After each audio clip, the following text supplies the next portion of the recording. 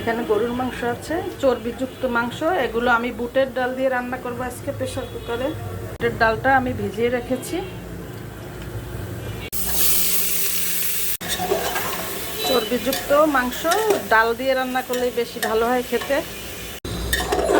সব মশলা দিয়ে আমি মাংসটাকে কষাই নিব প্রেসার কুকারেই।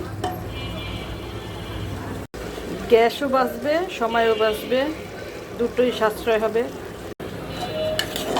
10টা শীষ দিয়েছি, এখন আমি ডালটা দিয়ে 3টা শীষ দিয়ে নামিয়ে ফেলবো।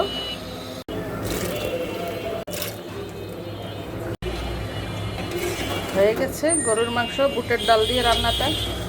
ডালটা কিন্তু গলে নাই, এভাবে আছে। গলে গেলে কিন্তু ভালো লাগবে না। এটার মধ্যে এখন আমি শুধু একটু জিরার গুঁড়া দিব।